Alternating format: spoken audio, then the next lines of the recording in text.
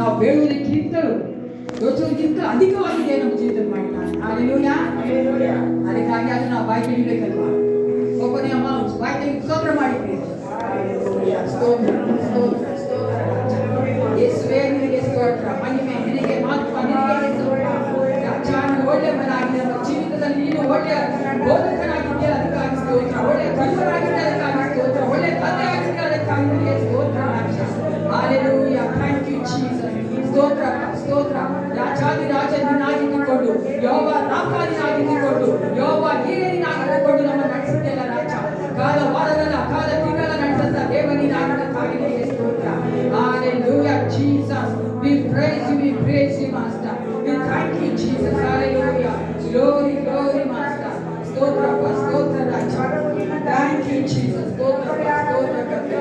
Parishudane, parishudane, ನಿನಗೆ ಸ್ತೋತ್ರ ಉಂಟಾಗಲಿ. Thank you, Jesus. Hallelujah. Hallelujah. ಸ್ತೋತ್ರ ಯೇಸುವೆ.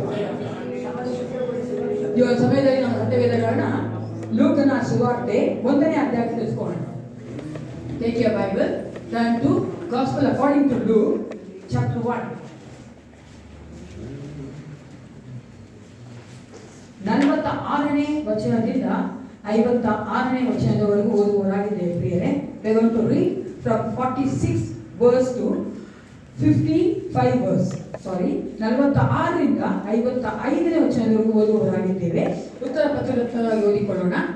ಮೊದಲನೇದಾಗಿ ನಾವು ಸ್ಟೇಜ್ ಮೇಲೆ ಇರೋರಂದ್ರೆ ನಾವು ಇಲ್ಲಿರೋರು ಓದಬೇಕಾದ್ರೆ, ಎರಡನೇದಾಗಿ ನೀವು ಓದಬೇಕು. ಅದೇ ರೀತಿಯಾಗಿ ಎಲ್ಲ ವಚನ ನಾವು ಉತ್ತರ ಪ್ರತ್ಯುತ್ತರಾಗಿ ಓದುವವರಾಗಿದ್ದೇವೆ. ಕೊನೆಯ ವಚನ ನಾವು ಒಟ್ಟಾಗಿ ಓದೋದಿಲ್ಲ, ಉತ್ತರ ಪ್ರತ್ಯುತ್ತರಾಗಿ ಓದುವವರಾಗಿದ್ದೇವೆ. ಲೂಕನ ಸುವಾರ್ತೆ 1ನೇ ಅಧ್ಯಾಯದಲ್ಲಿ 46ನೇ ವಚನ ನಾವು ಓದ್ತೇವೆ, 47ನೇ ವಚನ ನೀವು ಓದ್ತೀವಿ. 46ನೇ ವಚನ. ಆಗ ಮರಿಯಳು ಹೇಳಿದ್ದೇನೆಂದರೆ, ನನ್ನ ಪ್ರಾಣವು ಕರ್ತನನ್ನು ಕೊಂಡಾಡುತ್ತದೆ,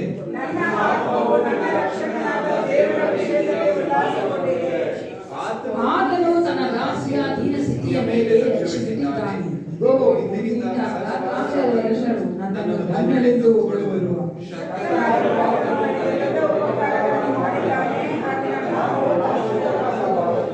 ಆತನಲ್ಲಿ ಭಯಭಕ್ತಿ ಉಳ್ಳವರ ಮೇಲೆ ಆತನ ದಯವು ತಲಕಾಂತರವರೆಗೂ ಇರುವುದು.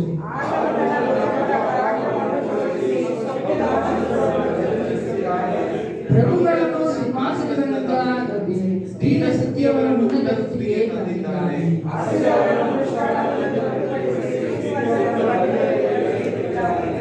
ಆತನು ನಮ್ಮ ಪೂರ್ವಿಕರಿಗೆ ಹೇಳಿದ್ದಕ್ಕೆ ಸರಿಯಾಗಿ ಅಬ್ರಹಾಮನಿಗೂ ಅವನ ವಂಶದವರಿಗೂ ಯಾವಾಗಲೂ ದಯೆ ತೋರಿಸಬೇಕೆಂಬುದನ್ನು ನೆನೆಸಿಕೊಂಡು ತನ್ನ ಸೇವಕನಾದ ಇಸ್ರಾಯೇಲನ್ನು ಕೈ ಹಿಡಿದಿದ್ದಾನೆ ಅಂದಳು. ಹೌದು ಪ್ರಿಯರೇ, ದೇವರು ಮರಿಯಳ ಮೂಲಕವಾಗಿ ದೊಡ್ಡ ಕಾರ್ಯವನ್ನು ಮಾಡಿ ಲೋಕ ರಕ್ಷಕನು ಲೋಕಕ್ಕೆ ಬರುವಂತೆ ಮಾಡಿದ್ದಾನೆ.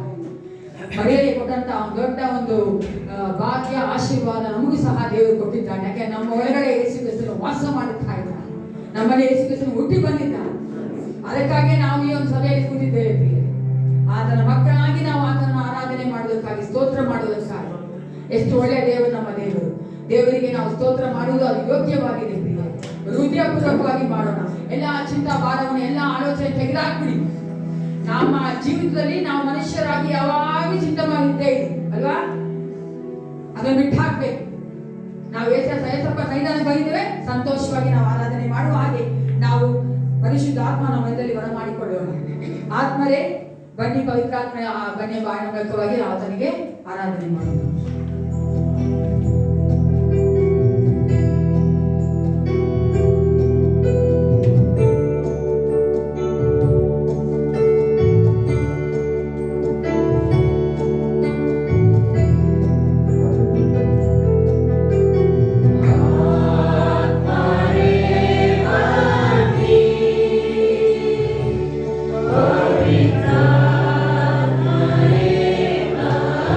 Amen.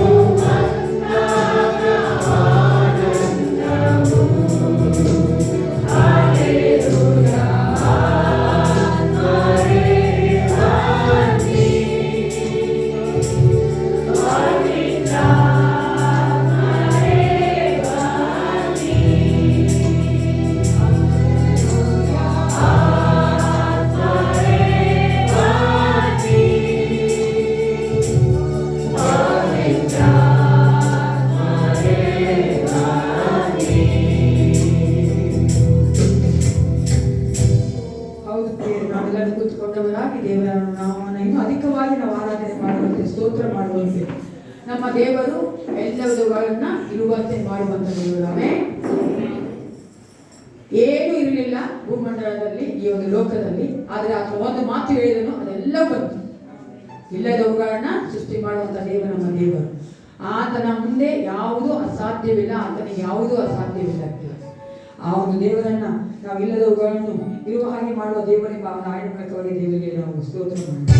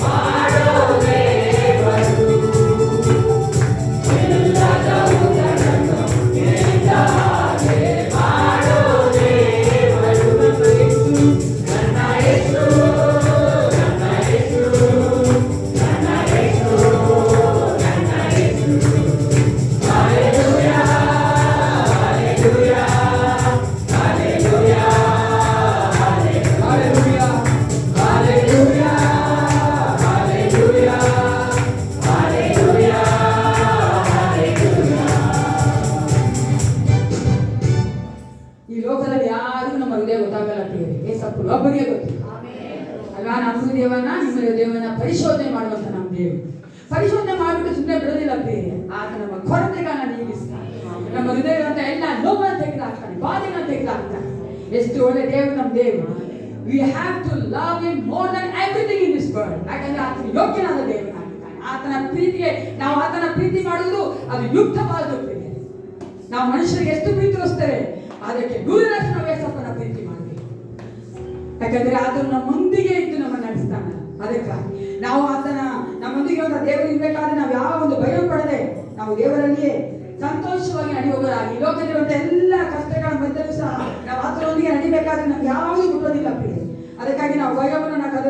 ರೋಗವು ನನ್ನ ಮುಟ್ಟದು. ಈ ಬಾಯಿನ ಮೂಲಕವಾಗಿ ನಾವು ದೇವರಿಗೆ ಸ್ತೋತ್ರ ಮಾಡೋಣ.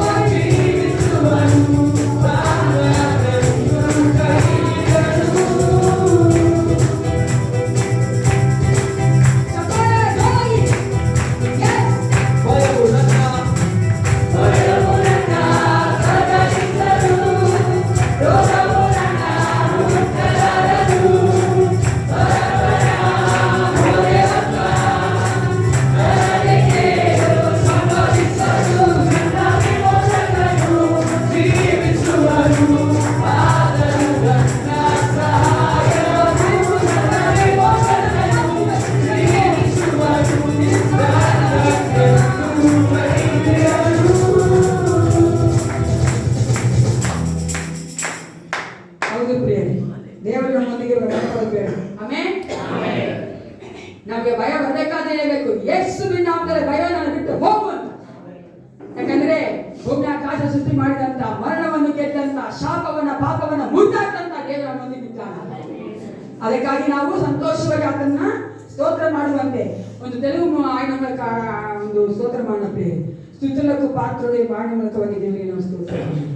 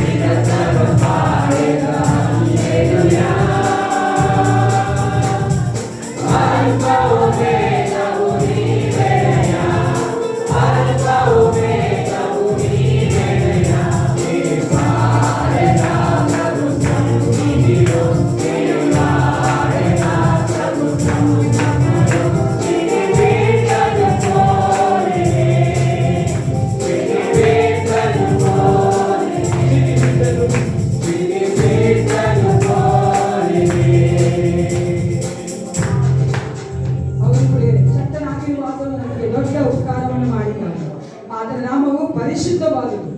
ಆತನಲ್ಲಿ ಭಯಭಕ್ತಿ ಉಳ್ಳವರ ಮೇಲೆ ಆತನ ದಯೆಯು ತಲತಲಾಂತರವರೆಗೂ ಇರುತ್ತದೆ. ಆತನ ದಯೆ, ಕೃಪೆ, ಕರುಣೆ, ಪ್ರೀತಿ ನಮ್ಮೊಂದಿಗೆ ಸದಾ ಕಾಲ ಇದೆ. ಆತನೇ ನಮ್ಮೊಂದಿಗಿದ್ದಾನೆ. ನಮ್ಮ ನಡೆಸುವ ಆತನು ಆತನೇ. ನಮ್ಮ ಕೈ ಹಿಡಿದು ಆತ ನಡೆಸುವ ಆತನಾಗಿದ್ದಾನೆ. ನಮ್ಮ ಅಕ್ಕಪಕ್ಕದಲ್ಲಿ ಯಾವ ಮನುಷ್ಯರು ನನ್ನ ಪರವಾಗಿಲ್ಲ, ಏಸಪ್ಪ ಇದ್ರೆ ಸಾಕು. ಎಲ್ಲ ಸಮಯದಲ್ಲೂ ಆತನು ನಮ್ಮನ್ನ ಕೈ ಹಿಡಿದು ನಡೆಸ್ತಾನೆ. ಒಬ್ಬ ತಂದೆ ತಾಯಿ ಮಕ್ಕಳನ್ನ ನಡೆಸುವಂತ ದೇವರು ನಮ್ಮನ್ನು ನಡೆಸ್ತಾನೆ. ಅದಕ್ಕಾಗಿ ನಾವು ಆತನ ಸನ್ನಿಧಾನದಲ್ಲಿ ಆತನ ಒಂದು ಮಕ್ಕಳಾಗಿರ್ಬೇಕು. ನಾವು ಎಷ್ಟೇ ದೊಡ್ಡವರಾಗಿದ್ರು ಆತನ ಸನ್ನಿಧಾನ ನಾವು ಚಿಕ್ಕ ಮಕ್ಕಳೇ. ಅದಕ್ಕಾಗಿ ಚಿಕ್ಕ ಮಕ್ಕಳ ಹಾಗೆ ನಾವು ಆತನ ಮೇಲೆ ಆತುಕೊಳ್ಬೇಕು, ಆತನ ನಂಬಬೇಕು, ಆತನಿಗೆ ನಾವು ಸ್ತೋತ್ರ ಮಾಡಬೇಕು, ಆತನಿಗೆ ನಾವು ಮಾತನಾಡಬೇಕು. ನಮ್ಮ ನಡೆಸುವಂತ ದೇವರಿಗೆ ನನ್ನ ನಡೆಸುವವಾಗ ನೀನೇ ಬಾಯಿನ ಮೂಲಕವಾಗಿ ಸ್ತೋತ್ರ ಮಾಡೋಣ.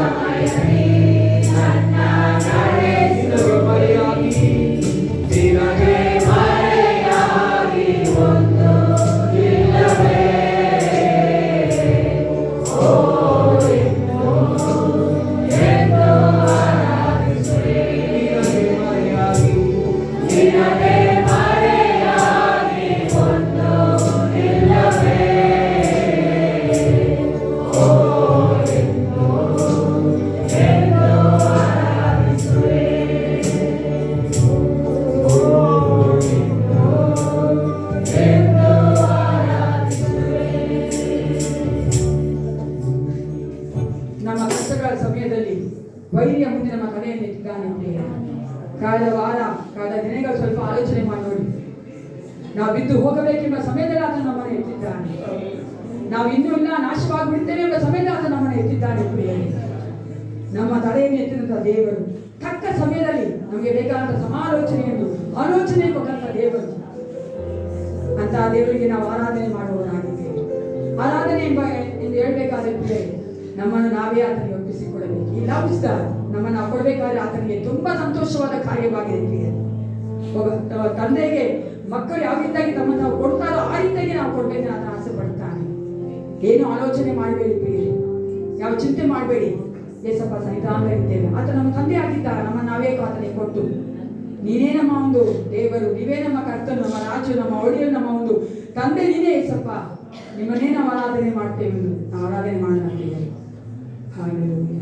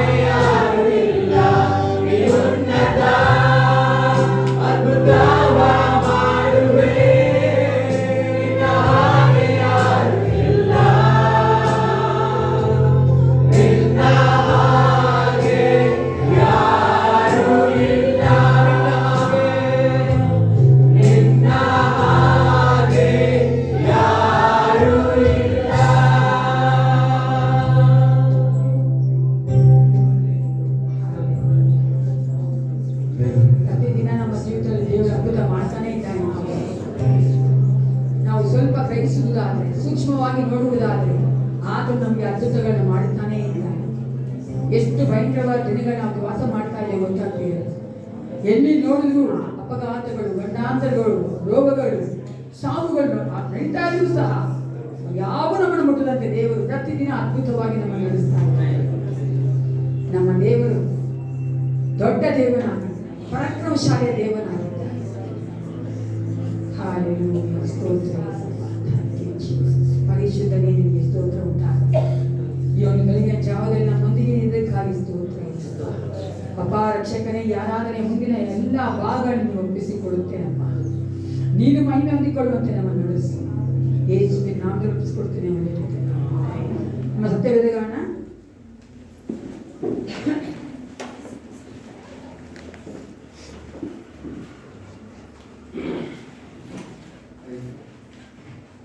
ಎಫೆಸರ ಬರೆದ ಪತ್ರಿಕೆ, ಎಫೆಸರು ಬರೆದ ಪತ್ರಿಕೆ 5ನೇ ಅಧ್ಯಾಯ ತಿಳಿಸ್ಕೊಳ್ಳೋಣ. Take a Bible to Ephesians chapter 5.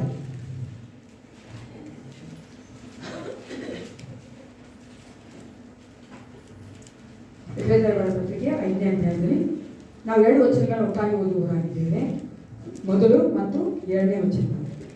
ದೇವರು ಎಲ್ಲರೂ ಒಟ್ಟಾಗಿ ಓದ್ಕೊಳ್ಳಿ. ದೇವರು ನಿಮಗೆ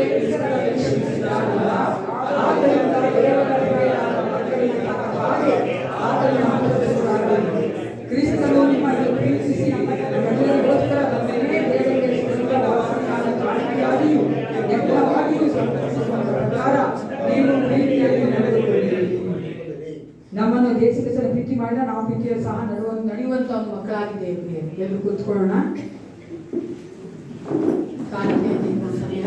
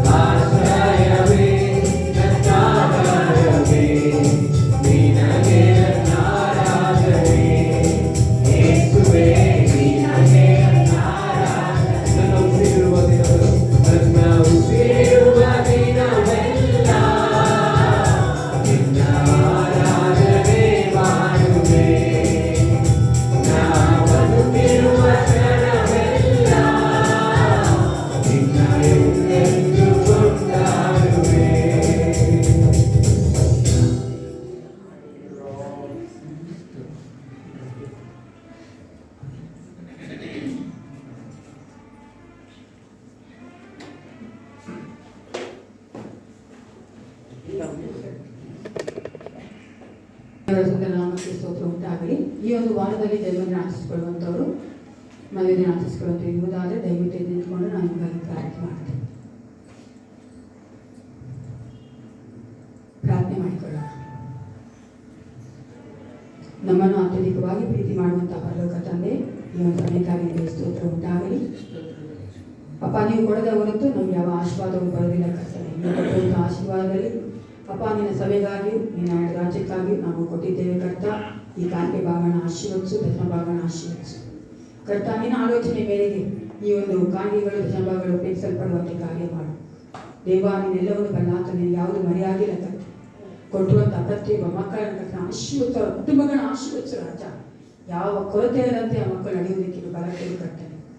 ಕೊಡದೇ ಇರುವಂಥ ಕರೆಗಳನ್ನ ಆಶೀರ್ವದಿಸಪ್ಪ. ಮುಂಬರುವ ದಿನಗಳಲ್ಲಿ ಆ ಮಕ್ಕಳಿಗೆ ಕೊಡೋದಕ್ಕೆ ಬಲ ಕೊಡು, ಮನಸ್ಸು ಕೊಡು, ಸಾಮರ್ಥ್ಯ ಕೊಡು ಕರ್ತ ರಾಜ. ನಿನ್ನ ಒಂದು ಸನ್ನಿಧಾನಕ್ಕೆ ನಾವು ಬರಿಗೈಯಲ್ಲಿ ಬರಬಾರದು ಕರ್ತ. ನೀನು ಕೊಟ್ಟಿರುವಂಥ ಆಶೀರ್ವಾದ ನಾವು ತೆಗೆದುಕೊಂಡು ಬರಬೇಕಾಗಿದೆಯಲ್ಲ, ನೀನು ಅವರೊಂದಿಗೆ ಮಾತನಾಡು. ಯೇಸು ಕ್ರಿಸ್ತನ ನಾಮದಲ್ಲಿ ಪ್ರಾರ್ಥನೆ ಒಳ್ಳೆ ಬಿತ್ತನೆ.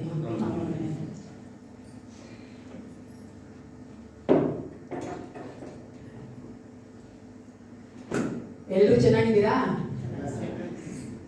It's good to see you ಅಲ್ವಾ? ಎಲ್ಲರೂ ಒಬ್ಬರೊಬ್ರು ನೋಡ್ಕೊಂಡು ತುಂಬ ಚೆನ್ನಾಗಿದೆ. ಯಾಕಂದರೆ ನಾವು ಇಂಟರ್ನೆಟಲ್ಲಿ ಮಾಡ್ತೀವಿ, ಮೊಬೈಲಲ್ಲಿ ನೋಡ್ತೀವಿ, ಅಲ್ಲಿ ನೋಡ್ತೀವಿ ಚೆನ್ನಾಗಿರಲ್ಲ. ನಾವು ಒಬ್ಬರೊಬ್ರು ನೋಡ್ಕೊಂತ ಇರ್ತೀವಿ. ಪರ್ಸ್ನಲಾಗಿ ನೋಡುವಂಥದ್ದು ತುಂಬ ಚೆನ್ನಾಗಿದೆ. ದೇವರೇ ಅದಕ್ಕಾಗಿ ನಮ್ಮ ವೈದ್ಯ ಆದಂಥ ಕೊರೋನಾ ವೈರಸ್ನ ಕಮ್ಮಿ ಮಾಡಿಬಿಟ್ಟಿದ್ದಾರೆ. ಇದು ಸ್ವಲ್ಪ ದಿವಸ ಹೋದರೆ ಹೊಟ್ಟೆ ಹೋಗ್ಬಿಡ್ತದೆ. ಏರ್ಸೇಕರು ಹೇಳ್ತಾರೆ ಲಸಿಕೆ ಬರೋಕ್ಕೆ ಮುಂಚೆನೇ ಹೋಗ್ಬಿಡ್ತದೆ ಅಂತ, ವ್ಯಾಕ್ಸಿನೇಷನ್ ಬರೋಕ್ಕೆ ಮುಂಚೆನೇ ಹೋಗ್ಬಿಡ್ತದೆ ಅಂತ. ಹಂಗೆ ದೇವರೊಂದು ಕೃಪೆಯಿಂದ ದೇವರನ್ನು ತುಂಬ ಕಮ್ಮಿ ಮಾಡಿಬಿಟ್ಟಿದ್ದಾನೆ ಅಂತ ಹೇಳಿ ನಾವು ಧೈರ್ಯವಾಗಿ ಬರುವಂಥ ದೇವರು ಮಾಡಿದ್ದಾರೆ. ಆದರೂ ಸಹ ನಮ್ಮ ಬಾಯಿ ಮೇಲೆ ಒಂದು ಇರಬೇಕು, ಏನು ಮಾಸ್ಕ್. ಆದರೆ ದೇವ ಸೈನ್ಯ ನಾನು ನಂಬೋದು ದೇವ ಸನ್ನಿಧಾನಕ್ಕೆ ಬಂದ ಮೇಲೆ ದೇವರು ನಮ್ಗೆ ನೋಡ್ಕೊತಾನೆ ಅಂತ ಒಂದು ದೊಡ್ಡ ನಂಬಿಕೆ ನನಗೆ. ಯಾಕಂದರೆ ಏಸಪ್ಪ ಸನ್ನಿಧಾನ ಇದು, ಆತನ ಪ್ರಸನ್ನತೆ ಇದೆ, ಆತನ ಪರಿಶುದ್ಧವಾದ ನಾಮ ಇದೆ. ಅದಕ್ಕಾಗಿ ನಾವು ಧೈರ್ಯವಾಗಿ ಮಾಸ್ಕ್ ಒಳಗಡೆ ಕೂತ್ಕೊಂಡಿದ್ದೇವೆ. ಆದರೆ ಹೊರಗಡೆ ಹೋಗ್ಬೇಕಾದ್ರೆ ಮಾಸ್ಕ್ ಹಾಕೊಳ್ಳೋದು ಒಳ್ಳೆಯದು ಅಲ್ವಾ? ಯಾಕಂದರೆ ಮಾಸ್ಕ್ ಹಾಕೊಂಡು ಕೂತ್ಕೊಂಡ್ರೆ ಒಂಥರ ಇದೆ, ನೋಡೋಕ್ಕೆ ಚೆನ್ನಾಗಿಲ್ಲ. ಅದಕ್ಕೋಸ್ಕರ ನಿಮ್ಮ ಸುಂದರವಾದ ಒಂದು ಮುಖಗಳು ಎಲ್ಲ ಚೆನ್ನಾಗಿ ಕಾಣಿಸ್ಬೇಕು, ಮುಖದ ಮೇಲೆ ಒಂಥರ ಇದೆ, ಚೆನ್ನಾಗಿಲ್ಲ. ಅದಕ್ಕೋಸ್ಕರವೇ ನನ್ನ ಮನಸ್ಸಿಗೆ ಬರ್ತಾ ಇಲ್ಲ. ಮಕ್ಕಳು ಹೇಳ್ತಾ ಇದ್ದಾರೆ, ವ್ಯವಸ್ಥೆ ಮಕ್ಕಳು ಹಾಕಿ ಕೈಲಿ ಹಾಕಿ ಕಾಲು ಕೈಲಿ ಹಾಕಿದ್ದ ಮಾಸ್ಕು, ಅದು ನನಗೆ ಮನಸ್ಸಲ್ಲಿ ಸಭೆ ಒಳಗಡೆ ಹಾಕೋದಕ್ಕೆ. ಯಾಕಂದ್ರೆ ದೇವರು ನಮ್ಮನ್ನು ಕಾಪಾಡ್ಕೊಂಡು ಬರ್ತಾ ಇದ್ದಾನೆ. ದೇವರೇ ನಮ್ಮೊಂದಿಗೆ ಇದ್ದಾನಲ್ಲ, ಆ ಒಂದು ನಂಬಿಕೆಯನ್ನ ನಾವು ಸಂತೋಷವಾಗಿ ಆರಾಧನೆ ಮಾಡಬೇಕು. ಬಾಯಿ ಮೇಲೆ ಯಾವ ಒಂದು ಬಟ್ಟೆ ಬೇಡ ಅಂತ ಅನ್ಕೊಂಡ್ರೆ ನಾವು ಸಂತೋಷವಾಗಿದ್ದೇವೆ. ಈಗ ನಮ್ಮ ಮಧ್ಯರುವಂಥ ಟೈಟಸ್ ಅವ್ರ ಮುಂದೆ ಬಂದು ಅನೌನ್ಸ್ಮೆಂಟ್ ಕೊಡ್ತೇವೆ.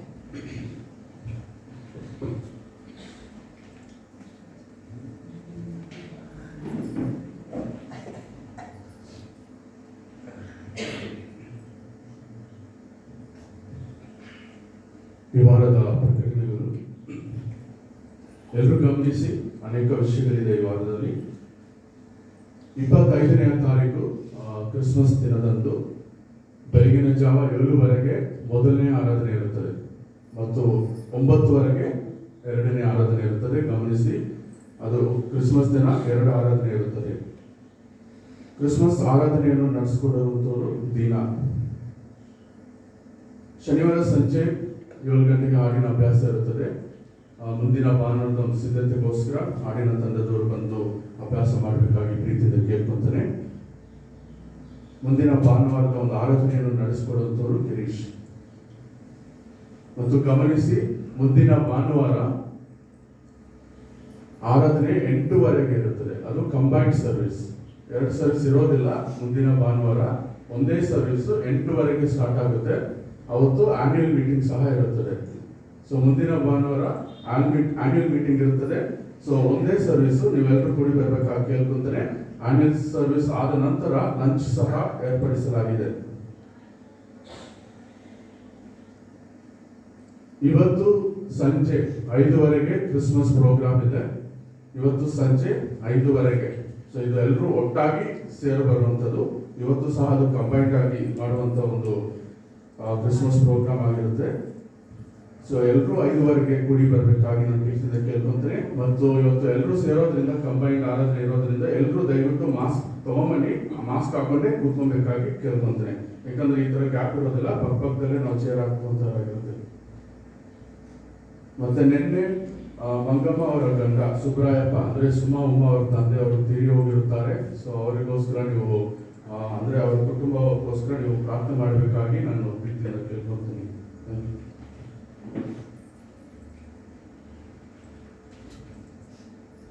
ಆ್ಯಡ್ ಆನ್ ಟು ದಿಸ್, ಈ ಇವತ್ತು ಸಾಯಂಕಾಲ ಅದೇ ರೀತಿಯಾಗಿ ನೆಕ್ಸ್ಟ್ 27th ಅದೇ ರೀತಿಯಾಗಿ 31st ರಾತ್ರಿ ಸಹ ನಾವು ಕಂಬೈನ್ ಮಾಡ್ತೇವೆ.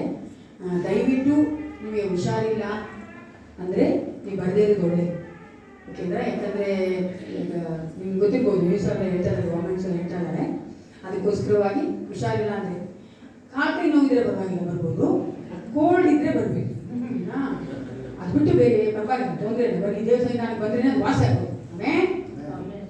ಹಲೋ, ನಮ್ಮನ್ರಿ ಏಸಪ್ಪ ಸೈನಾనికి ಬಂದರೆ ಚೆನ್ನಾಗಾಗ್ತೀವಿ ಅಲ್ಲ. ಯಾಕಂದರೆ ಭಯ ಇದೆ ಅಲ್ವಾ, ಕೆಲವರಿಗೆ ಭಯ ಇರುತ್ತೆ. ಯಾಕಂದರೆ ಎಲ್ರಿಗೂ ಒಂದೇ ನಂಬಿಕೆಯ ಒಂದು ಲೆವೆಲ್ ಇಲ್ಲ. ಅದಕ್ಕೋಸ್ಕರವಾಗಿ ನಾವು ಇವತ್ತು ಸಾಯಂಕಾಲ ಸಹ ನಾವು ಸೇರಿ ಮಾಡ್ತೇವೆ. ಜಾಗ ಸಾಲಲ್ಲ, ಯಾಕಂದರೆ ನಾವು ಕ್ರಿಸ್ಮಸ್ ಪ್ರೋಗ್ರಾಮ್ನ 2 ಸತಿ ಮಾಡೋಕ್ಕಾಗಲ್ಲ.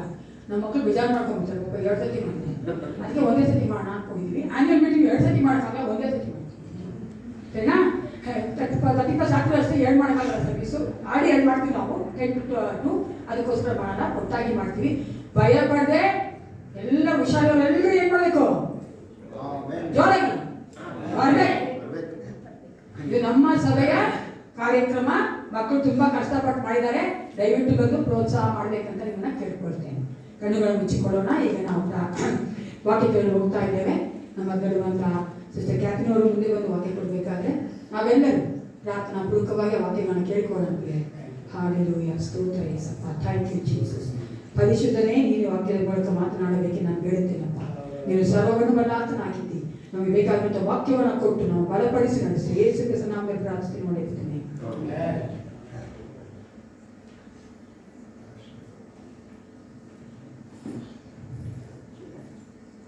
Price the Lord. ಚೆನ್ನಾಗಿದ್ದೀರಾ? ಉದ್ದೀರಾ ಹೇಳ್ರಿ. ಹೊರಗಡೆ ಚಳಿ, ಒಳಗಡೆ ಸೆಕೆ ಅಲ್ವಾ? ಸೆಕೆ ಅನ್ನಿಸ್ತಾ ಇದ್ರೆ ಸ್ವಲ್ಪ ಫ್ಯಾನ್ ಹಾಕೊಳ್ಳಿ, ಪರವಾಗಿಲ್ಲ, ಸ್ಲೋ ಆಗಿ ಹಾಕೊಳ್ಳಿ. ನಮ್ಗಂತೂ ಸೆಕೆನಪ್ಪ, ಆದ್ರೆ ನಿಮ್ಗೆ ಹೇಗಿದೆಯೋ ನನಗೆ ಗೊತ್ತಿಲ್ಲ. ಸೊ ನಮ್ಮ ಈ ದಿನದ ಧ್ಯಾನಕ್ಕೋಸ್ಕರವಾಗಿ ಕೀರ್ತನೆ 85 ತೆಗೆಯೋಣ.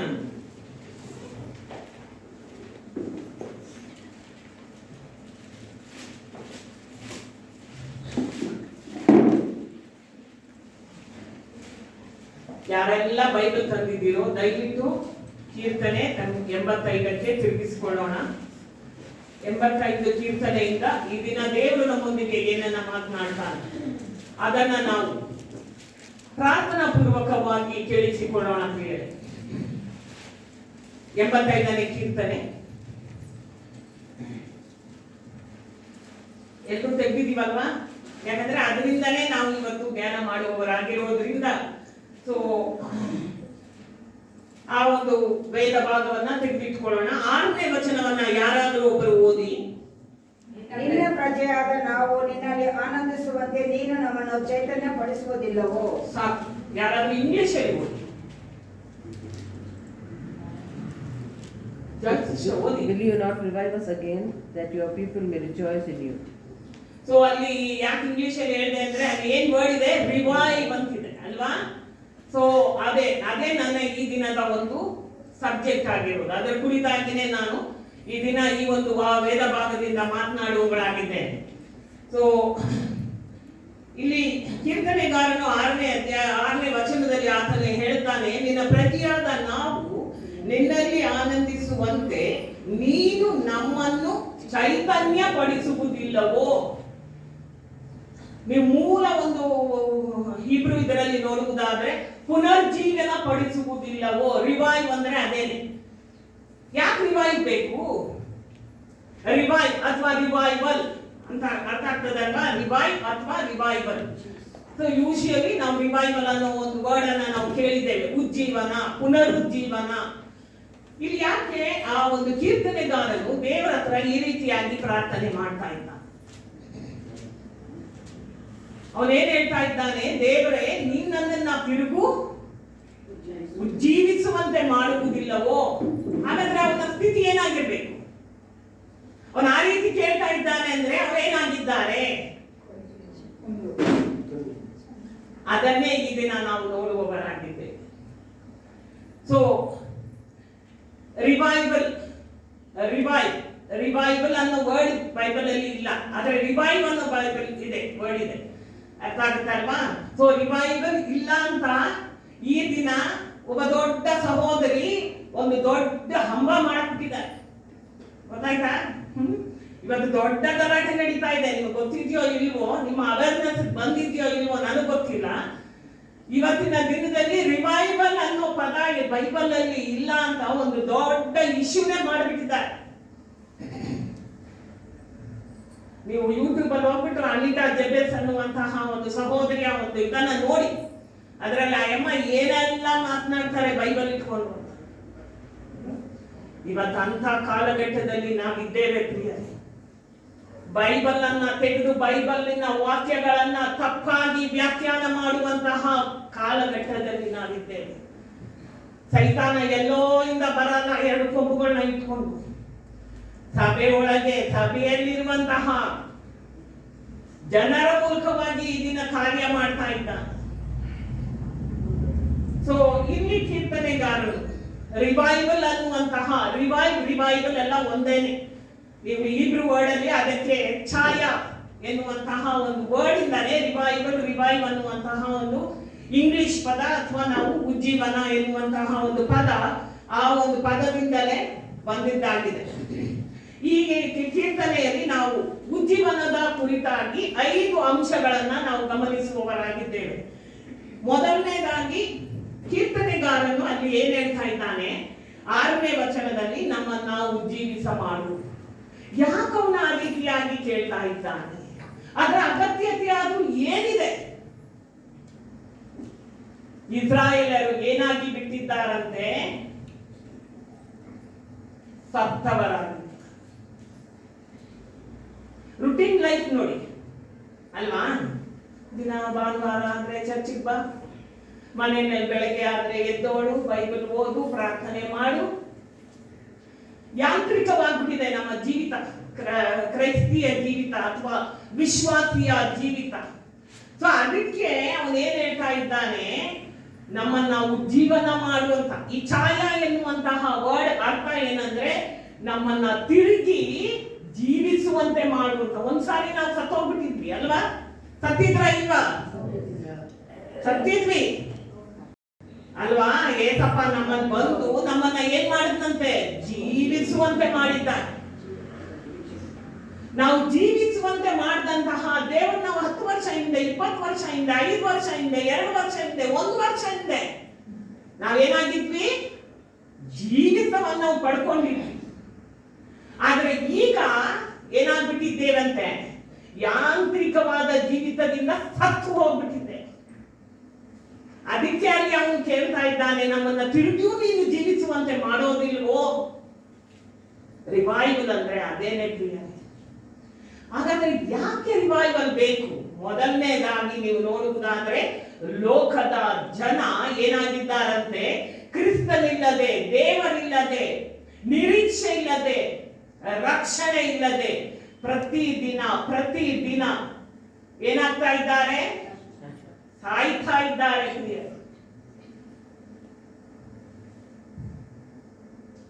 ನಮ್ಮ ಸಭೆಯಲ್ಲೇ ನೀವು ತಗೊಂಡ್ರೆ ಕಳೆದ ಒಂದು ವಾರ ಅಲ್ವಾ, ನಮ್ಮ ಬ್ರದರ್ ಕುಮಾರ್ ಅವ್ರು ಹೋದ್ರು, ರಕ್ಷಣೆನೇ ಇಲ್ಲ. ನಿನ್ನೆ ಸುಬ್ರಾಯಪ್ಪ ಹೋದ್ರು, ರಕ್ಷಣೆನೇ ಇಲ್ಲ. ಎಂತ ಜೀವಿತ ಅಲ್ವಾ? ಯಾವ ಕಾರಣ ಅದಕ್ಕೆ? ಎರಡನೇದಾಗಿ ಸಭೆ ಕಾರಣ. ಯಾಕೆ? ಸಭೆ ಆ ಉಜ್ಜೀವನದಲ್ಲಿ ಇಲ್ಲ ಪ್ರಿಯರೇ. ಇವತ್ತು ಅನೇಕ ಸಭೆಗಳು ಸತ್ತ ಸಭೆಗಳಾಗಿ, ಅನೇಕ ಸಭೆಗಳು ಪ್ರಾಪಂಚಿಕವಾಗಿ, ಅನೇಕ ಸಭೆಗಳ ಒಳಗಡೆ ಲೋಕ ಇದೆ ಪ್ರಿಯರೇ. ಲೋಕದ ಜನ ಸತ್ತು ಹೋಗಿದ್ದಾರೆ, ಅವರನ್ನ ಉಜ್ಜೀವಿಸ ಮಾಡಲಿಕ್ಕೆ ಯಾರೂ ಇಲ್ಲ. ಸಭೆಯೋ ಸತ್ತು ಹೋಗಿದೆ. ವಿಶ್ವಾಸಿ ಯಾಂತ್ರಿಕ ಜೀವಿತದಿಂದ, ಅವನ ಪ್ರಾರ್ಥನೆಯ ಜೀವಿತ ನೋಡಿದ್ರೆ ಸಪ್ಪೆ ಆಗಿದೆ ಅಲ್ವಾ? ಅದರಲ್ಲಿ ಒಂದು ಇದೇ ಇಲ್ಲ, ತಣ್ಣಗೂ ಇಲ್ಲ, ಬೆಚ್ಚಗೂ ಇಲ್ಲದ ಪ್ರಾರ್ಥನೆ. ಅದರಲ್ಲಿ ಒಂದು ಜೀವನೇ ಇಲ್ಲ. ಇನ್ನೆಲ್ಲಿಂದ ಫೈರ್ ಬರ್ತದೆ? ಅಲ್ವಾ? ಫೈರ್ ಬರ್ಬೇಕು ಅಂದ್ರೆ ಹೊಗೆ ಇರ್ಬೇಕು ಅಲ್ಲಿ ಫಸ್ಟ್, ಆ ನಂತರವೇ ಆ ಒಂದು ಫೈರ್ ಬರ್ಲಿಕ್ಕೆ ಸಾಧ್ಯ. ಅಂತ ಒಂದು ಜೀವಿತದಲ್ಲಿ ಇವತ್ತು ನಾವು ಜೀವಿಸ್ತಾ ಇದ್ದೇವೆ. ಉಜ್ಜೀವನ ಬರಬೇಕಾಗಿದೆ. ಅದಕ್ಕೆ ಇಲ್ಲಿ ಕೀರ್ತನೆಗಾರರು ಹೇಳುವಂತೆ ನಾವು ಸಹ ಪ್ರಾರ್ಥನೆ ಮಾಡಬೇಕಾಗಿದೆ. ದೇವರೇ, ಮತ್ತೊಮ್ಮೆ ನಮ್ಮನ್ನ ಉಜ್ಜೀವಿಸ ಮಾಡು, ಮತ್ತೊಮ್ಮೆ ನಮ್ಮ ಸಭೆಯನ್ನ ಉಜ್ಜೀವಿಸ ಮಾಡು, ನನ್ನನ್ನ ಉಜ್ಜೀವಿಸ ಮಾಡುವಂತ ನಾವು ಪ್ರಾರ್ಥನೆ ಮಾಡಬೇಕಾಗಿದೆ ಪ್ರಿಯರೇ. ಆ ಕಾಲಘಟ್ಟದಲ್ಲಿ ನಾವಿದ್ದೇವೆ. ನೀವು ನೆನೆಸ್ತೀರಾ ಇನ್ನೊಂದು ಸಂತತಿ ಬರ್ತದೆ ಅಂತ? ನೆವರ್, ಬರಲ್ಲ ಪ್ರಿಯರೇ. ಇನ್ನು ನೆಕ್ಸ್ಟ್ ಉಜ್ಜೀವನನೇ ಬರೋದು. ಯಾರೆಲ್ಲ ನಂಬ್ತೀರಾ? ಹಲ್ಲೆಲೂಯಾ ಹೇಳಲ್ಲ? ಹೌದು ಪ್ರಿಯರೇ, ಇನ್ನು ನೆಕ್ಸ್ಟ್ ಉಜ್ಜೀವನನೇ ಬರೋದು. ಅದಕ್ಕೆ ಕೀರ್ತನೆಗಾರರು 1-3 1-3 ಓದಿ. ಯೆಹೋವನೇ, ನೀನು ದೇಶವನ್ನು ಕಟಾಕ್ಷಿಸಿದಿ. ಸಾಕು ಸಾಕು, ನಿಧಾನವಾಗಿ. ಬೈಬಲ್ ಯಾವತ್ತು ನಾನು ಅರ್ಜೆಂಟ್ ಆಗಿ ಓದೋದು ಇಷ್ಟ ಪಡೋದೇ ಇಲ್ಲ. ದಯವಿಟ್ಟು, ಅದಕ್ಕೆ ನಮ್ಗೆ ಎಷ್ಟೋ ಸಾರಿ ಒಳಾರ್ಥಗಳು ಗೊತ್ತಾಗೋದಿಲ್ಲ. 100 ಸಾರಿ ಬೈಬಲ್ ಓದಿದ್ರು ಒಳಾರ್ಥ ಗೊತ್ತಾಗೋದಿಲ್ಲ. ಯಾಕೆಂದ್ರೆ ಇಲ್ಲಿ ನೋಡಿ, ಆತನ ಒಂದು ಆ ಕೀರ್ತನೆಯಲ್ಲಿ ಆತನ ಹೇಳ್ತಾ ಇದ್ದಾನೆ, ಉಜ್ಜೀವನ. ನಾನು ಯಾಕೆ ಆ ರೀತಿಯಾಗಿ ಖಡಾಖಂಡಿತವಾಗಿ ಹೇಳ್ತಾ ಇದ್ದೇನೆ ಅಂದ್ರೆ, ಕೀರ್ತನೆಗಾರನು ಸಹ ಅದನ್ನೇ ಹೇಳ್ತಾನೆ. ದೇವ್ರೇ, ಯಾರು ಹೇಳ್ತಾ ಇದ್ದಾನೆ? ದೇವರಿಗೆ ಹೇಳ್ತಾ ಇದ್ದಾನೆ. ದೇವ್ರೇ, ನೀನೇನ್ ಮಾಡ್ತೇಂತೆ? ನಿನ್ನ ದೇಶವನ್ನ ಕಟಾಕ್ಷಿಸಿದ್ದಿ. ಇರುತ್ತಿದ್ದಿ ಅಂತ ಇದ್ದಾನ? ಇರುತ್ತಿ ಅಂತ ಇದ್ದಾನ? ಇಲ್ರಿ, ಕಟಾಕ್ಷಿಸಿದ್ದಿ ಅಂದ್ರೆ ಅರ್ಥ ಮುಂಚೆ ಮಾಡಿದ್ದಿ. ನೆಕ್ಸ್ಟ್, ಯಾಕೋಬ್ಯರನ್ನು ಸೆರೆಯಿಂದ ಬಿಡಿಸಿ ಬರ ಮಾಡಿದ್ದಿ. ಹಂಗಂದ್ರೆ ಮುಂಚೆ, ಈಗ ಅಲ್ವಾ? ಮಾಡ್ಬಿಟ್ಟೆ. ಎರಡನೇದಾಗಿ ನೆಕ್ಸ್ಟ್, ನಿನ್ನ ಪ್ರಜೆಯ ದ್ರೋಹವನ್ನು ಕ್ಷಮಿಸಿ. ನಿನ್ನ ಪ್ರಜೆಯ ದ್ರೋಹವನ್ನ ಕ್ಷಮಿಸಿದ್ದಿ ಅಲ್ವಾ? ಇಂಥ ಚೆನ್ನಾಗಿ ನೋಡ್ರಿ, ಕೀರ್ತನೆಗಾರನು ಎಷ್ಟು ಚೆನ್ನಾಗಿ ಬುದ್ಧಿಯಿಂದ ಬರೀತಾ ಇದ್ದಾನೆ. ಸುಮ್ಮನೆ ನಮ್ಮ ತರ ಒಂದು ಹಾಡುಗಳನ್ನ ಆಡಲ್ರಿ ನಮ್ ಜನ. ಇವತ್ತು ಎಂತ ಹಾಡುಗಳು ಆಡ್ತಾರೆ, ಅದಕ್ಕೊಂದು ಅರ್ಥ ಇಲ್ಲ, ಪರ್ಥ ಇಲ್ಲ. ಸೆಕ್ಯುಲರ್ ನೀವು ತಗೊಳ್ರಿ, ಫಿಲಮ್ ಆಡ್ನೇ ತಗೊಳ್ರಿ. ನಾನೇನು ಸ್ಪಿರಿಚುವಲ್ ಬೇಕಾಗಿಲ್ರಿ. ನೀವು ಫಿಲಮ್ ಆಡ್ನೇ ತಗೊಳ್ರಿ. ಫಿಲಮ್ ಮಾಡಲ್ಲ, ಅದು ಎಂತ ಹಾಡುಗಳು ಆಡ್ತಾರೆ. ಅದ್ರಲ್ಲಾದ್ರೂ ಒಂದ್ ಸ್ವಲ್ಪ ಸ್ವಾರಸ್ಯ ಬೇಡವಾ? ಅಲ್ವಾ? ಹಾಗೆ ಇವತ್ತು ಕ್ರಿಶ್ಚಿಯನ್ ಹಾಡು ಕೂಡ ಆ ಒಂದು ಲೆವೆಲ್ಗೆ ಹೋಗ್ತಾ ಇರೋದು. ಅರ್ಥ ಇಲ್ಲ, ಪರ್ಥ ಇಲ್ಲ, ಅಂತದನ್ನೇ ಆಡ್ತಾ ಇಲ್ಲ. ಅಂತದಕ್ಕೇನೆ ಕುಣಿಯೋದು. ಇವತ್ತು ಆ ಗತಿನಲ್ಲಿ ಇದೆ ಸಭೆ, ಆ ಗತಿನಲ್ಲಿದೆ ಕ್ರೈಸ್ತರ ಜೀವಿತ, ವಿಶ್ವಾಸಿಯ ಜೀವಿತ ಅಲ್ವಾ? ಸೊ ಇಲ್ಲಿ ನೋಡಿ, ಅವನು ಎಷ್ಟು ಚೆನ್ನಾಗಿ ಹೇಳ್ತಾ ಇದ್ದಾನೆ. ದೇವರೇ, ನೀನ್ ನಮ್ಮನ್ನ ಕ್ಷಮಿಸ್ಬಿಟ್ಟಿದ್ದಿ. ಎರಡನೇದಾಗಿ ಅವರ ಎಲ್ಲ ಪಾಪಗಳನ್ನು ಅಳಿಸಿ ಬಿಟ್ಟಿದ್ದಿ. ಆನಂತರ ನಿನ್ನ ರೌದ್ರವನ್ನೆಲ್ಲ ತೊರೆದಿದ್ದಿ. ನಿನ್ನ ರೌದ್ರವನ್ನೆಲ್ಲ ತೊರೆದು ಬಿಟ್ಟಿದ್ದಿ. ನೆಕ್ಸ್ಟ್, ನಿನ್ನ ಉಗ್ರ ಕೋಪವನ್ನು ಬಿಟ್ಟಿದ್ದಿ. ನಿನ್ನ ಉಗ್ರ ಕೋಪವನ್ನ ಬಿಟ್ಟಿದ್ದಿ. ನೋಡ್ರಿ, ಎಷ್ಟು ಸಾರಿ ಆತನು ಮಾಡ್ದೆ ಬಿಟ್ಟೆ ಅಂತ ಹೇಳಿದ್ದಾರೆ. 6 ಸಾರಿ. ಯಾರು ನೆನಪಿಸ್ತಾ ಇದ್ದಾನೆ? ದೇವರಿಗೆ ನೆನಪಿಸ್ತಾ ಇದ್ದಾನೆ. ನಾವು ದೇವರ ಹತ್ರ ಮಾತಾಡ್ತೀವಿ ಅಲ್ರಿ ಅಲ್ವಾ? ದೇವ್ರಿಗೆ, ಯೆಹೋವನೇ, ನೀನ್ ಎಲ್ಲ ಸಾರಿ ಈ ತರ ಮಾಡಿದ್ಯಾ, ಈಗ ತಿರುಗು ನಮ್ಮನ್ನ ಉಜ್ಜೀವನ ಮಾಡುವುದಿಲ್ಲವೋ? ಹಾಗೆಲ್ಲ ನೀನು ಉಜ್ಜೀವನ ಮಾಡದೆ ತಾನೆ. ಅದಕ್ಕೆ ಹೇಳ್ತಾ ಇರೋದು, ಮುಂದಿನ ವರ್ಷದಿಂದ ದೇವರು ನಿಶ್ಚಯವಾಗಿ ಉಜ್ಜೀವನವನ್ನ ಈ ಲೋಕದಲ್ಲಿ, ಸಭೆಯಲ್ಲಿ, ವಿಶ್ವಾಸಿಯ ಜೀವಿತದಲ್ಲಿ ತರ್ತಾನೆ ಪ್ರಿಯ. ಯಾಕೆಂದ್ರೆ ಆತನು ಮಾಡಿದ್ದಾನೆ ಅಲ್ವಾ? ಅದನ್ನ ನಾವು ಆಮೇಲೆ ನೋಡೋಣ ಎಲ್ಲಿ ಮಾಡಿದ್ರು ಅನ್ನೋದನ್ನ. ಸೊ ನಾವು ಉಜ್ಜೀವನ ದೃಢವಾಗಿ ಬರ್ತದೆ ಅನ್ನುವುದನ್ನ ನಾವು ನಿಶ್ಚಯವಾಗಿ ನಂಬಬೇಕು. ನಂಬದೇ ಇದ್ರೆ ಯಾವ ಉಜ್ಜೀವನವೂ ಬರಲ್ಲ. ನೀವು ನೋಡಿ, ಅನೇಕ ನಿರಾಶಾವಾದಿಗಳಿದ್ದಾರೆ ನಮ್ಮ ಒಂದು ಕ್ರೈಸ್ತರಲ್ಲೇ, ಲೋಕದಲ್ಲ, ನಮ್ಮ ಕ್ರೈಸ್ತ ಜೀವಿತಗಳಲ್ಲೇ ಅನೇಕ ನಿರಾಶಾವಾದಿಗಳಿದ್ದಾರೆ. ನಂಬದೇ ಇರುವವರು, ಅಯ್ಯೋ ಬರ್ತದ, ಬರಲ್ಲ ಅಂತ. ಯಾಕಂದ್ರೆ ತುಂಬಾ ವಿಚಾರ ಮಾಡ್ತಾರೆ. ವಿಚಾರ ಮಾಡಿ ಮಾಡಿ ಮಾಡಿ ಮಾಡಿ ಸುಳ್ಳನ್ನೇ ನಿಜ ಅಂತ ನಂಬಿಕೊಳ್ಳುವಂತಹ ಕ್ರೈಸ್ತರಿದ್ದಾರೆ, ವಿಶ್ವಾಸಿಗಳಿದ್ದಾರೆ, ಬರಲ್ಲ. ಆದ್ರೆ ಕೀರ್ತನೆಗಾರನು ಆ ರೀತಿಯಾಗಿ ಹೇಳ್ತಾ ಇಲ್ಲ. ಅದಕ್ಕೆ ದೇವರೇ ನೀನ್ ಇದೆಲ್ಲ ಮಾಡಿದ್ಯಾ, ಈಗಲೂ ನೀನ್ ಮಾಡ್ತೀಯಾ ಅಂತ ಅವನು ಅಲ್ಲಿ ಹೇಳ್ತಾ ಇರೋದು. ಸೊ ಯಾಕವನು ಅಷ್ಟು ಉಜ್ಜೀವನದ ಒಂದು ಕುರಿತಾಗಿ ಆತನು ಹೇಳ್ತಾ ಇದ್ದಾನೆ ಅಂದ್ರೆ, ಆ ಉಜ್ಜೀವನದ ಮೂಲ ಯಾರಾಗಿದ್ದಂತೆ? ಯೆಹೋವನೇ ಆಗಿದ್ದಾನೆ ಅಲ್ವಾ, ದೇವರೇ ಆಗಿದ್ದಾನೆ. ನೀವು ಮನುಷ್ಯನನ್ನ ನೋಡ್ರಿ, ಮನುಷ್ಯನಿಂದ ಏನನ್ನ ನಿಮಗೆ ಕೊಡಕ್ಕಾಗತ್ತೋ ಅದನ್ನೇ ನೀವು ಪಡ್ಕೊಳಕ್ಕಾಗೋದು. ಹಣನ ನೋಡಿದ್ರೆ ಹಣ ಏನ್ ಕೊಡಕ್ಕಾಗುತ್ತೋ ಅದನ್ನೇ ನಿಮ್ ಕೈಯಲ್ಲಿ ಪಡ್ಕೊಳಕ್ಕಾಗೋದು.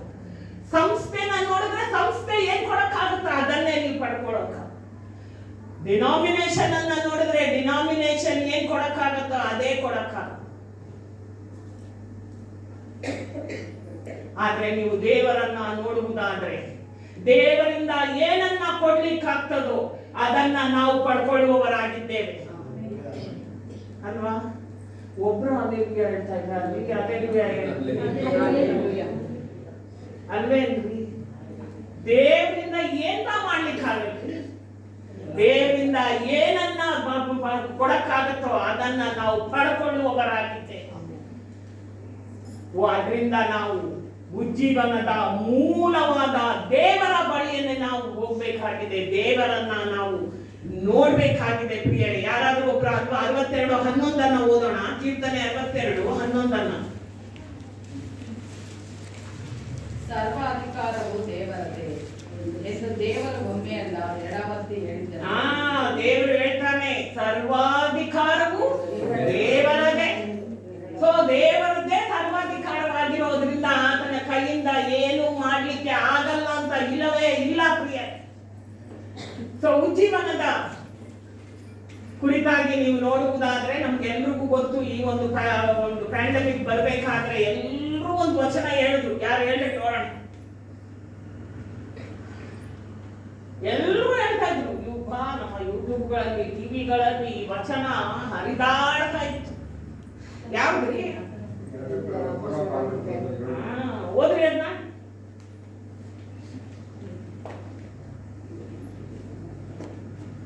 ಎರಡು ಪೂರ್ವಕಾಲ ವೃತ್ತಾಂತ 7ನೇ ಅಧ್ಯಾಯ 14. Second Chronicle 7:14. ನನ್ನವರೆಂದು ಹೆಸರುಗೊಂಡ ನನ್ನ ಪ್ರಜೆಗಳು ತಮ್ಮನ್ನು ತಗ್ಗಿಸಿಕೊಂಡು ತಮ್ಮ ಕೆಟ್ಟಡಗಳನ್ನು ಬಿಟ್ಟು ತಿರುಗಿಕೊಂಡು ನನ್ನನ್ನು ಪ್ರಾರ್ಥಿಸಿ ನನ್ನದನ್ನು ಬಯಸುವುದಾದರೆ ನಾನು ಪರಲೋಕ ಲಾಲಿಸಿ ಅವರ ಪಾಪಗಳನ್ನು ಕ್ಷಮಿಸಿ ಅವರ ದೇಶದ ಆಡಳಿತ ದಯಪಾಲಿಸುತ್ತದೆ. ಇದು ಉಜ್ಜೀವನ ಅಲ್ಲದೆ ಮತ್ತೇನಿದೆ ಅಲ್ವಾ? ದೇವರಲ್ಲಿ ಏನೇನ್ ಮಾಡ್ಬೇಕು ಅಂತ ಹೇಳ್ಬಿಟ್ಟು ದೇವರ ಆಮೇಲೆ ಹೇಳ್ತಾರೆ, ನಾನು ನಿಮ್ಮನ್ನ ಕಟಾಕ್ಷಿಸ್ತೇನೆ, ದೇಶದಲ್ಲಿ ಉಜ್ಜೀವನವನ್ನ ಬರಮಾಡ್ತೇನೆ ಅಂತ ಆತನ ಅಲ್ಲಿ ಹೇಳುವುದನ್ನ ನಾವು ನೋಡ್ತೇವೆ.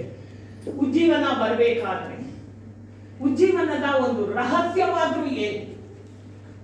ಮೂಲ ನಾವು ನೋಡಿದ್ವಿ, ಅದು ದೇವರೇ ಆಗಿದ್ದಾನೆ. ಹಾಗಾದ್ರೆ ರಹಸ್ಯವಾದ್ರೂ ಯಾವುದು ರಹಸ್ಯ? ಪ್ರಾರ್ಥನೆ. ಉಜ್ಜೀವನ ಬರಬೇಕಾದ್ರೆ ಪ್ರಾರ್ಥನೆ ಅತಿ ಮುಖ್ಯವಾದದ್ದು ಪ್ರಿಯ. ಪಂಚಶತಮದ ಹಬ್ಬದ ದಿನ 120 ಜನ ಪ್ರಾರ್ಥನೆ ಮಾಡ್ತಾ ಇದ್ದಿದ್ರಿಂದಲೇ ಅಲ್ಲಿ ಏನು ಬಂತು? ದೊಡ್ಡ ಉಜ್ಜೀವನವನ್ನ ನಾವಲ್ಲಿ ನೋಡ್ತೇವೆ. ಅದಕ್ಕೆ ನಮ್ಗೆ ಬೈಬಲ್ಲೇ ಸಾಕ್ಷಿಯಾಗಿದೆ. ಲೋಕದಲ್ಲಿ ನೋಡಿದ್ದೀರಾ? ಲೋಕದಲ್ಲಿ ನೀವು ನೋಡುವುದಾದ್ರೆ, ಈ 19ನೇ ಶತಮಾನದಲ್ಲಿ ನೀವು ನೋಡುವುದಾದ್ರೆ ಪ್ರಿಯರೇ, ಅನೇಕ ದೊಡ್ಡ ದೊಡ್ಡ ಉಜ್ಜೀವನಗಳು ಬಂತು. ವೇಲ್ಸ್ ಉಜ್ಜೀವನ. ಎರಡನೇದಾಗಿ ನೀವು ನೋಡುವುದಾದ್ರೆ ಹೆಬ್ರಿಡ್ಸ್ ಅನ್ನುವಂತಹ ಒಂದು ಉಜ್ಜೀವನ. ಈ ಹೆಬ್ರಿಡ್ಸ್ ಉಜ್ಜೀವನ ಹೇಗೆ ಬಂತು ಅಂದ್ರೆ, ಇದು ಸ್ಕಾಟ್ಲ್ಯಾಂಡ್ ಅಲ್ಲಿದೆ. ಈ ಒಂದು ಐಲ್ಯಾಂಡ್ ಗಳನ್ನೆಲ್ಲ, ದ್ವೀಪಗಳನ್ನೆಲ್ಲ ಸೇರಿಸಿ ಅದಕ್ಕೆ ಅವರು ಹೆಬ್ರಿಡ್ಸ್ ಅಂತ ಕರೀತಾರೆ. ಆ ಒಂದು ಐಲ್ಯಾಂಡ್ ಅಲ್ಲಿ ಒಂದು ಉಜ್ಜೀವನ ಸ್ಕಾಟ್ಲ್ಯಾಂಡ್ ಅಲ್ಲಿ ಬಂತು. ಅದು ಬಂದಿದ್ದು ಹೇಗೆ ಅಂತ ನೀವು ನೋಡಿದ್ರೆ ಪ್ರಿಯರೇ, ನಾವು ನಾಚಿಕೆ ಪಟ್ಕೊಳ್ತೀವಿ. ಅಲ್ಲಿ ಇಬ್ಬರು ಸಹೋದರಿಯರು, ಅವರಿಬ್ಬರು ಅಕ್ಕ ತಂಗಿರು, ಅವರಿಬ್ರು ವಯಸ್ಸಾಗಿದೆ, 85 ವರ್ಷ ಅವರಿಗೆ. ಒಬ್ಬರಿಗೆ ಕಣ್ಣಿಲ್ಲ, ಒಬ್ಬ ಸಹೋದರಿಗೆ ಆರೋಗ್ಯ ಇಲ್ಲ.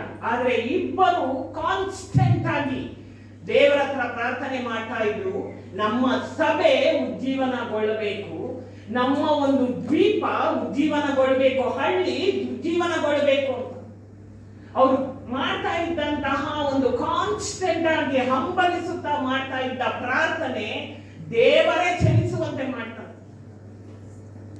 ಅದರ ಮೂಲಕವಾಗಿ ಆ ಒಂದು ಹಳ್ಳಿಯಲ್ಲಿ ಉಜ್ಜೀವನ ಬಂದಿದ್ದನ್ನ ಜನ ನೋಡಿದ್ದಾರೆ, ಸಭೆ ಉಜ್ಜೀವನಗೊಂಡಿದ್ದನ್ನ ನೋಡಿದ್ದಾರೆ.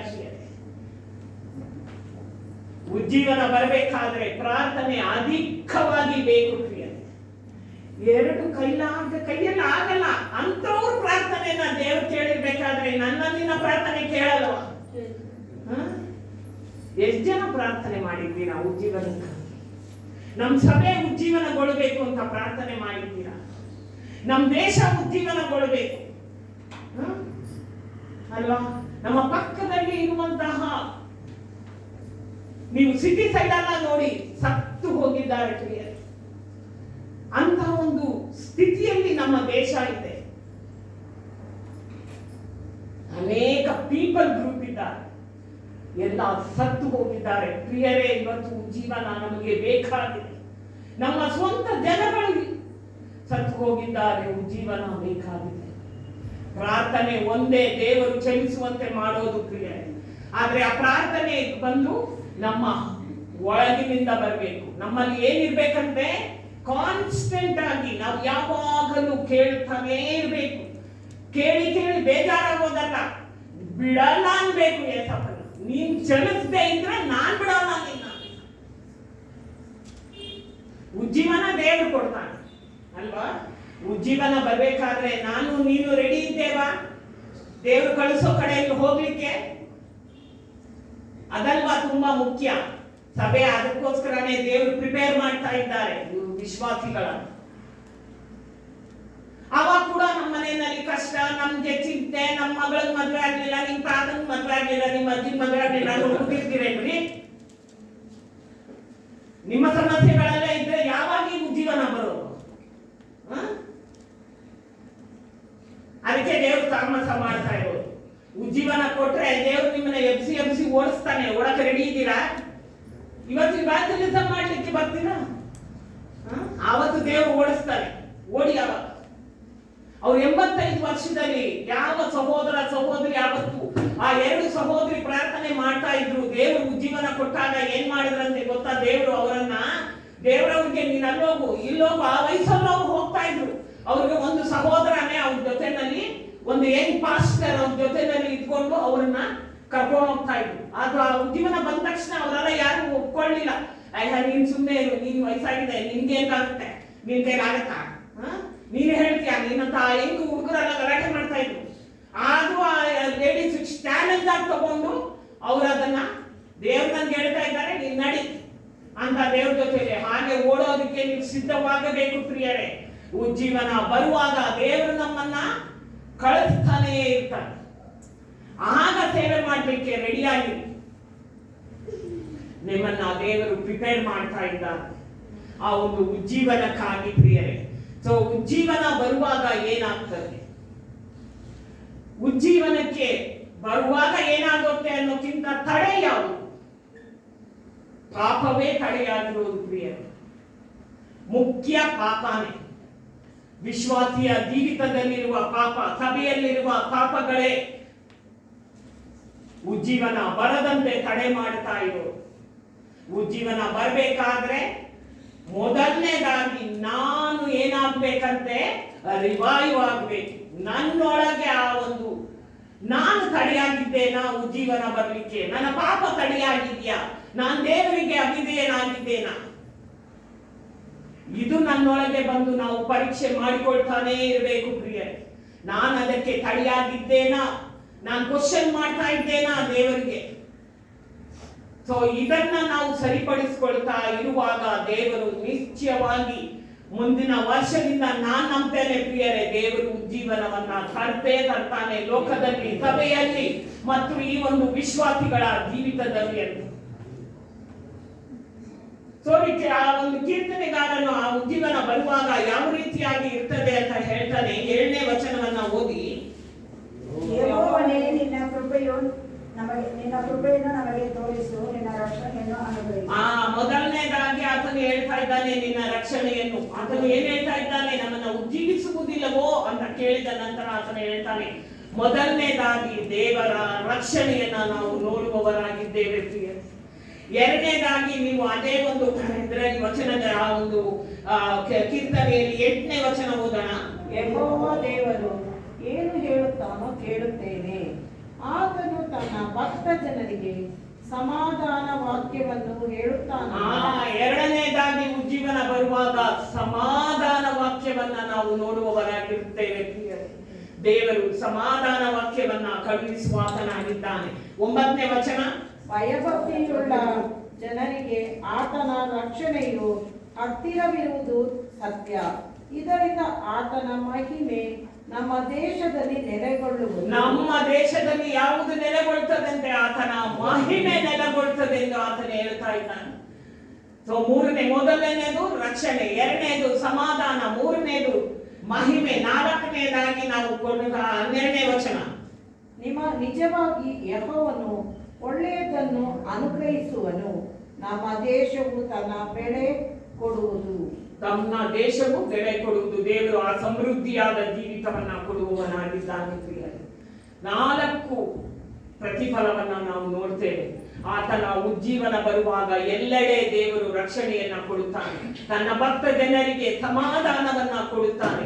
ಆತನ ಒಂದು ದೇಶದಲ್ಲಿ, ನಮ್ಮ ದೇಶದಲ್ಲಿ ಆತನು ಮಹಿಮೆಯನ್ನ ತೋರಿಸುತ್ತಾನೆ. 4ನೇದಾಗಿ ಸಮೃದ್ಧಿಯನ್ನ ಆತನು ಕೊಡುವವನಾಗಿರ್ತಾನೆ. ಮೆಟೀರಿಯಲ್ ಸಮೃದ್ಧಿ, ಆತನ ಒಂದು ಸ್ಪಿರಿಚುವಲ್ ಸಮೃದ್ಧಿಯನ್ನ ನಾವು ನೋಡುವವರಾಗಿರುತ್ತೇವೆ ಪ್ರಿಯರೇ. ಆದುದರಿಂದ ನಾವು ಉಜ್ಜೀವನವನ್ನ ಬಯಸೋಣ ಪ್ರಿಯರೇ. ಮುಂದಿನ ವರ್ಷದಿಂದ ದೇವರು ನಮ್ಮ ದೇಶದಲ್ಲಿ ಉಜ್ಜೀವನ ಕೊಡಲೇಬೇಕು, ಪ್ರಪಂಚದಾದ್ಯಂತ ಕೊಡಬೇಕಾಗಿದೆ. ಮತ್ತೊಂದು ಸಂತತಿಗೋಸ್ಕರ ನಿಮ್ಮ ಹಣವನ್ನ, ಆಸ್ತಿಯನ್ನ, ಪಾಸ್ತಿಯನ್ನ ನೀವು ಸೇರಿಸ್ಕೊಳ್ಳೋದು ಬೇಕಾಗಿಲ್ಲ ಪ್ರಿಯರೇ. ಇನ್ನೊಂದು ಸಂತತಿ ಬರಲ್ಲ, ನಿಶ್ಚಯ. ಇರೋದೆಲ್ಲ ಒಂದೇ. ಈಗ ನಾವು ಏನನ್ನ ನೋಡ್ತಾ ಇದ್ದೇವೋ ಅದೇ ಪ್ರಿಯರೇ. ನೆಕ್ಸ್ಟ್ ನಾವು ಮಾಡಬೇಕಾಗಿರೋದೆಲ್ಲ ದೇವರ ಉಜ್ಜೀವನಕ್ಕಾಗಿ ಪ್ರಾರ್ಥನೆ ಮಾಡೋಣ. ಸಭೆಯಾಗಿ ನಾವು ಪ್ರಾರ್ಥನೆ ಮಾಡುವುದಾದ್ರೆ 2 ಸಹೋದರಿಯರು ಆ ಒಂದು ದ್ವೀಪ ಸಮೂಹವನ್ನೇ ಅವರು ಚಲಿಸಿದಂತೆ ಮಾಡಿರುವಾಗ ನಾನು ನೀವು ಎಷ್ಟು ಜನ ಇದ್ದೀವ್ರಿ? ಇದು ಎಷ್ಟೋ ಜನ ಹಂಬಲದಿಂದ ಕೇಳ್ತಾ ಇದ್ದಾರೆ, ನನಗೆ ಗೊತ್ತು. ಎಷ್ಟೋ ಜನ ಪ್ರಾರ್ಥನೆ ಮಾಡ್ತಾ ಇದ್ದಾರೆ. ಅದಕ್ಕಾಗಿ ನಾವು ಮಾಡಿದ್ರೆ ದೇವರು ಚಲಿಸಲ್ಲ, ಆತನು ಚಲಿಸ್ತಾನೆ. ಸೊ ನಾವು ಅದಕ್ಕಾಗಿ ಪ್ರಾರ್ಥನೆ ಮಾಡೋಣ ಪ್ರಿಯರೇ. ನಮ್ಮ ಹಂಬಲ ಅದಾಗಿರ್ಲಿ. ಉಜ್ಜೀವನ ಬೇಕಾಗಿದೆ. ಏಸಪ್ಪ ನಮ್ಗೆ ಉಜ್ಜೀವನ ಬೇಕು, ಹೊಸದು ಬೇಕು. ನಾನು ಪಾಪದ ಜೀವಿತದಿಂದ ಹೊರಗೆ ಬರ್ತೇನೆ. ನಿಶ್ಚಯ ದೇವರೇ, ನಾನು ಇನ್ನು ಮೇಲೆ ನಿನಗೆ ಅವಿಧೇಯನಾಗಿ ಇರೋದಿಲ್ಲ. ನಮ್ಮನ್ನ ನಾವು ಒಪ್ಪಿಸಿಕೊಡೋಣ ಪ್ರಿಯರೇ. ಎದ್ದು ನಿಂತುಕೊಂಡು ನಮ್ಮನ್ನ ಒಪ್ಪಿಸಿಕೊಡೋಣ ಪ್ರಿಯರೇ. ಎಲ್ಲರೂ ಬಾಯಿ ತೆರೆದು ಕರ್ತನ ಒಂದು ಆ ಉಜ್ಜೀವನಕ್ಕಾಗಿ ಪ್ರಾರ್ಥನೆ ಮಾಡೋಣ. ಎಲ್ಲರೂ ಪ್ರಾರ್ಥನೆ ಮಾಡೋಣ ಪ್ರಿಯರೇ. ನಿಮ್ಮ ಬಾಯಿ ತೆರೆದು ಪ್ರಾರ್ಥನೆ ಮಾಡಿ. ಏಸಪ್ಪ ನಮ್ಗೆ ಉಜ್ಜೀವನ ಬೇಕು ಸ್ವಾಮಿ. ಈ ಒಂದು ಲೋಕದಲ್ಲಿ ಉಜ್ಜೀವನ ಕಳುಹಿಸು ಸ್ವಾಮಿ. ನಮ್ಮ ದೇಶದಲ್ಲಿ ಉಜ್ಜೀವನ ಕಳುಹಿಸು. ನಾವು ವಾಸ ಮಾಡ್ತಾ ಇರುವ ಬ್ಯಾಂಗ್ಳೂರು ಪಟ್ಟಣದಲ್ಲಿ ಉಜ್ಜೀವನ ಬರಲಿ. ಹೌದು ಪ್ರಿಯರೇ, ನಮ್ಮ ಮನೆಗಳಲ್ಲಿ, ನಮ್ಮ ಕುಟುಂಬಗಳಲ್ಲಿ, ನಮ್ಮ ಒಂದು ನೆಂಟರಿಷ್ಟಗಳಲ್ಲಿ, ನಮ್ಮ ಒಂದು ಫ್ರೆಂಡ್ಸ್ಗಳಲ್ಲಿ ಉಜ್ಜೀವನ ಬೇಕಾಗಿದೆ ಪ್ರಿಯರೇ. ಅದಕ್ಕಾಗಿ ನಾವು ಪ್ರಾರ್ಥನೆ ಮಾಡೋಣ ಹಂಬಲದಿಂದ. ಈ ದಿನದಿಂದ ನೀವು ಪ್ರಾರ್ಥನೆ ಮಾಡಿ. ದೇವರು ನಿಮ್ಮ ಒಂದು ಜೀವಿತದಲ್ಲಿ ಮಾತ್ರವಲ್ಲ, ಲೋಕದಲ್ಲಿ ಮಾತ್ರವಲ್ಲ, ಸಭೆಯಲ್ಲಿ ಮಾತ್ರವಲ್ಲ, ದೇವರು ಜೀವನವನ್ನ ತರುವಾತನಾಗಿದ್ದಾನೆ ಪ್ರಿಯರೇ. Thank you Jesus. ಸ್ತೋತ್ರ ಸ್ವಾಮಿ, ಸ್ತೋತ್ರ ಕರ್ತನೆ, ಪರಿಶುದ್ಧನೇ, ಸ್ತೋತ್ರ ಸ್ವಾಮಿ, ಸ್ತೋತ್ರ ಕರ್ತನೆ. ಸ್ತೋತ್ರ ರಾಜ, ಪರಿಶುದ್ಧನೆ, ಪರಿಶುದ್ಧನೆ. ಹೌದೇ ಸ್ವಲ್ಪ ನೀನೇ ಕರ್ತನೆ. ಉಜ್ಜೀವನಕ್ಕೆ ಮೂಲ ಕಾರಣಕರ್ತನಾಗಿದ್ದಿಲ್ಲ. ಮನುಷ್ಯರಿಂದ ಏನು ಸಾಧ್ಯ ಇಲ್ಲ. ಬಲಹೀನ ಪಾತ್ರೆಗಳಾಗಿ ಸ್ವಲ್ಪ ನೀನಾದರೂ ಬರವುಳ್ಳ ದೇವನಾಗಿದ್ದಿ. ನಿನ್ನ ಮಹಿಮೆ ಎಲ್ಲಾ ಕಡೆ ಚಲಿಸುವಂತೆ, ನಿನ್ನ ಉಜ್ಜೀವನ ಎಲ್ಲಾ ಕಡೆ ಬರುವಂತೆ ನೀ ಕಾರ್ಯ ಮಾಡಿ ಸ್ವಲ್ಪ.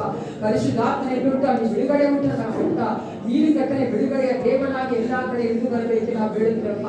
ನಮ್ಮ ಜೀವಿತಗಳಲ್ಲಿ, ನಮ್ಮ ಕುಟುಂಬಗಳಲ್ಲಿ, ನಮ್ಮ ಸಭೆಗಳಲ್ಲಿ ಏಸಪ್ಪ, ನಮ್ಮ ಒಂದು ಕರ್ತನೆ ನಗರದಲ್ಲಿ ಏಸಪ್ಪ, ನಮ್ಮ ಒಂದು ಕರ್ತನೆ ಸ್ಟೇಟ್ ಅಲ್ಲಿ ಏಸಪ್ಪ, ನಮ್ಮ ದೇಶದಲ್ಲಿ ಕರ್ತನೆ ಜೀವನ ಕೊಡಬೇಕೆಂದು ಪ್ರಪಂಚದ ಎಲ್ಲಾ ದೇಶಗಳಲ್ಲಿ ಏಸಪ್ಪ ಅನೇಕ ಮಕ್ಕಳು ಇನ್ನೂ ನಿನ್ನ ಅರಿಯದೇ ಇದ್ದಾರಲ್ಲ, ಅವರು ನಿನ್ನ ಕಂಡುಕೊಳ್ಳಬೇಕಾಗಿದೆಯಲ್ಲ, ರಕ್ಷಣೆ ಬರಬೇಕಲ್ಲ ಏಸಪ್ಪ.